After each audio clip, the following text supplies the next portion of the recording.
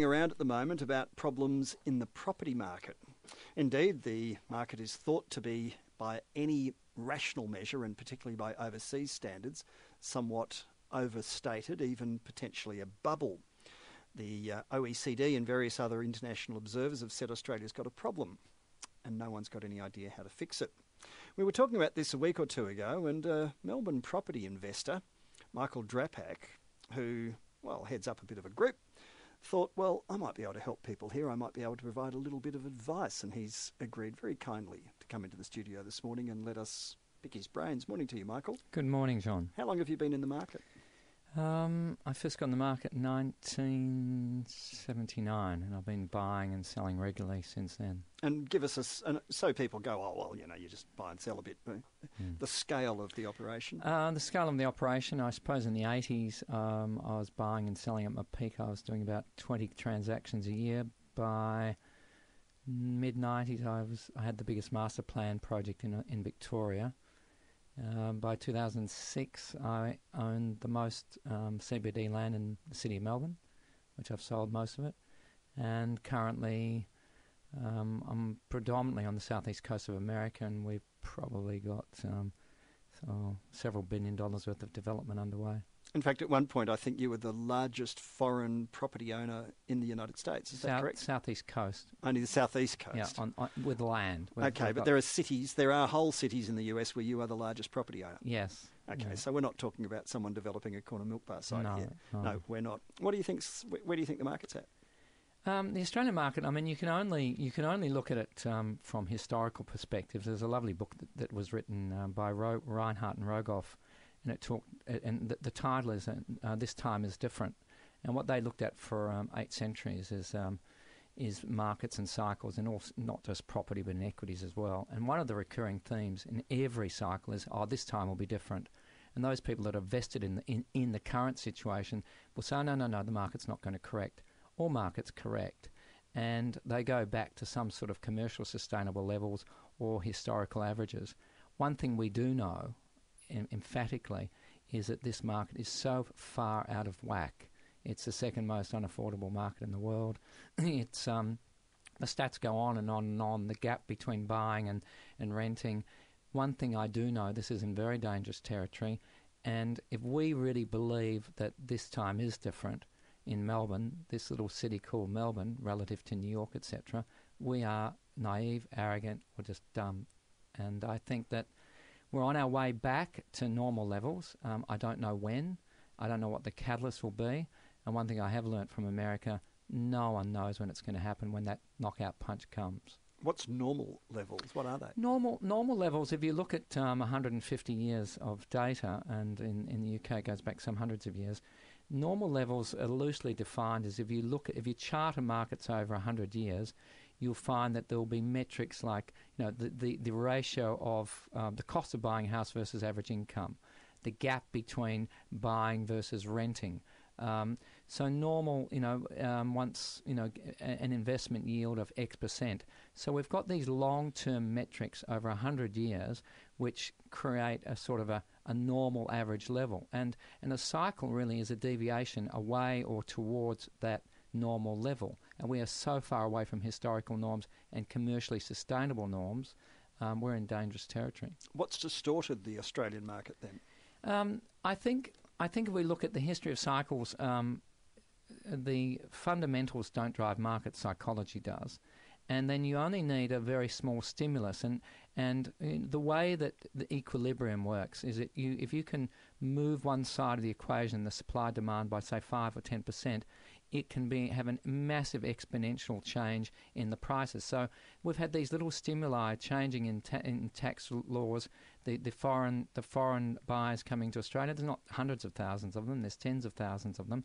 So we've had these little tweaks in demand which have resulted in massive exponential changes. So self-managed super funds, negative gearing, low interest rates, correct, overseas interest from in particular China, all coming together. Correct. Have pushed it way out of kilter. And we had a bit of an economic boom. Our dollar was strong for a little while. Very little while. Very little while. And mining, of course. So that's what's driven it. And we one of the things is that some people people are, like, if you think about the Elliott wave theory, once the skies are blue, no one can ever contemplate that we're going to have grey days again.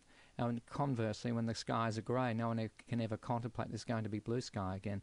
So we're just caught up in our own self-belief at the moment that it's going to be blue skies forever. What are the warning signs we should all watch out for then? The warning signs is that when the taxi driver tells you to invest in property, John. But I mean, the warning signs really are, again, what we talked about before is that the warning signs are we are the second most unaffordable market in the world. We are so. What's the most unaffordable, by the way? Hong Kong. Okay. And that's according to the IMF. When we look at percentage of household debt, when we look at the gap between renting and buying, it's a massive gap. And it's the highest on record.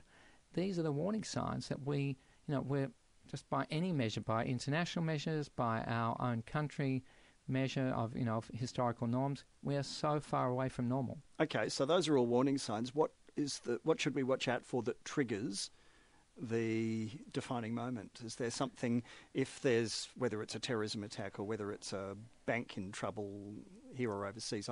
I noticed in the paper today billions of dollars of debts now being uncovered in China's banking system. Yes. And the prospect of a domino effect there could change a lot of people's assumptions. Yeah, John, it's the catalyst we never know. It's usually the hidden punch.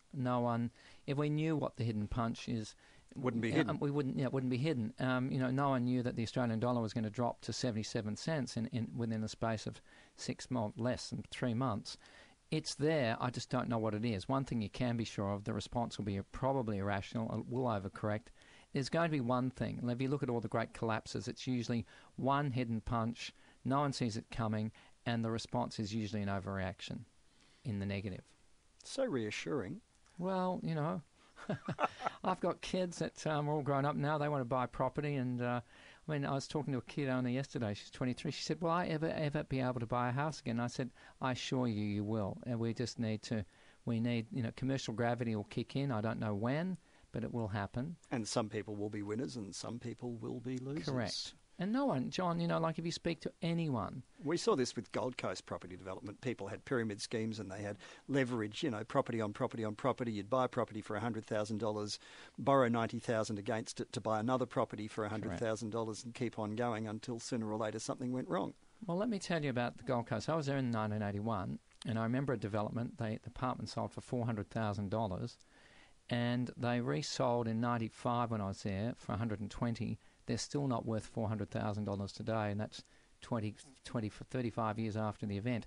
Osaka, 1989, apartment prices peaked at $10,000 a metre. That's 1989. Today, they're $3,000 a metre. So a lot of people lost a lot of money buying in at the peak. Correct.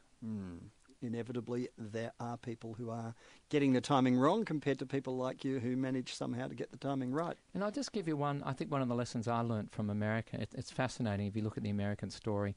In 2002, the market boomed from 2002 post September 11. By 2007, they'd had the biggest boom market in history. No one saw it coming. By 2010, 2011, the market had totally collapsed. And I had an interview in 2012 with one of the top researchers from Wall Street, and he said, this market is never coming back. Do you understand that? Now, half the market in America is back to all-time highs again. So the experts, you can be sure about the thing, the experts don't know. Anyone who says they know what's going on usually is the person who doesn't. I think we've learned that a lot now. Yes. It's the same with, technology. People say, this is the next big thing, and usually wrong. If you say you know, you're showing that you really don't, because no one really knows. No. Fascinating, Michael. Thank you for giving us a few insights today. I'm sure lots of people have learned a lot from it. Thank you, John. Good to talk to you. Michael Drapac, property entrepreneur.